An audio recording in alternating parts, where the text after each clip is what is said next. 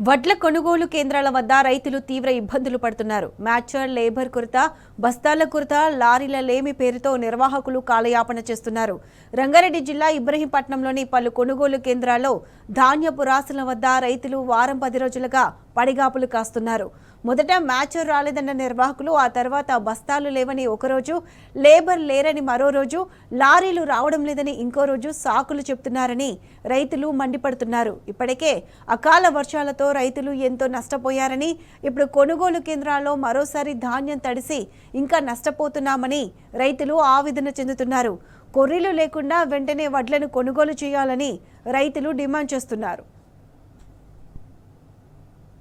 8 రోజులు అయ్యాలడికి వానాలు వస్తున్నాయి, మాకు వస్తున్నాయి అని ఇక్కడికి తెచ్చే వరకల్లా ఒట్టిగా అయ్యే వరకల్లా మళ్ళీ తూర్పు పోయాలని చెప్తారు. ఇక్కడ బయట కూడా 1800 అయినా నెట్ వస్తున్నాయి, నిమ్మడం ఉంటుంది. ఇక్కడికి తెచ్చి ఇంత నిర్లక్ష్యం కల్లా మాకు ఇబ్బంది అనిపిస్తుంది. వడ్లది నా పనులకు పోయి నిమ్మడం అనిపిస్తుంది.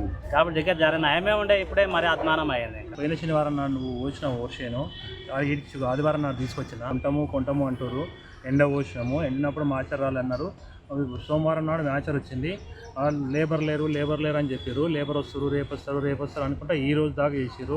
మొన్న వాన పడ్డది, నిన్న వాన పడ్డది, రాత్రి అయితే ఫుల్ వర్షం పడి రాత్రి వర్షం పడి ధాన్యం అంతా తడిచిపోయింది. మళ్ళీ ఇప్పుడు తడిచిన ధాన్యాన్ని కొనడానికే మళ్ళీ ఆరవేయమంటారు, మళ్ళీ తూర్పుర పడమంటారు. తూర్పుర పట్టడం అంత ఈజీ కాదు. ఇప్పుడు ఇన్ని ఒడ్లు, చాలా ఒడ్లు ఉన్నవి.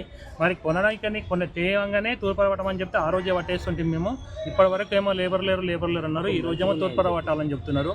చూడండి, మొత్తం నానిపోయింది. రాత్రి వర్షం చాలా బాగా పడ్డది ఇబ్రాహీంపట్నంలో. నేను 20 ఏళ్ళ నుంచి అమ్ముతున్నా కానీ ఎన్నడూ కూడా ఇంత ఇబ్బంది పెట్టలేదు. ఇక్కడనే ఆగమాగం అయిపోయింది. రాత్రి వర్షంకి ఒడ్లు మొత్తం దర్శి పనికి రాకుండా అయింది.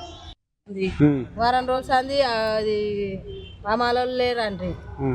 ఇప్పుడేమో తాళుంది, అది తూర్పు పోయాలి, అది పోయాలి. ఏంది వ్యవసాయం చేసి ఏం లాభం ఉంది? నారుతప్పుడే మా బాధ, కోసేటప్పుడేమో ఈ బాధ. వారం రోజులు అని చెప్తున్నారు. ఇది వల్ల రోజు ఇద్దరు కూరల్లో పెట్టినా ఎండ పోసినది. ఎండ పోసి కుప్ప పోస్తే అప్పుడే మాషరు వచ్చినాయి తీసుకుంటామని అన్నారు. ఇంకా అప్పుడు రాలేదు మాషరు, అనుకుంటూనే పోయేది కానీ తీసుకుపోలేదు.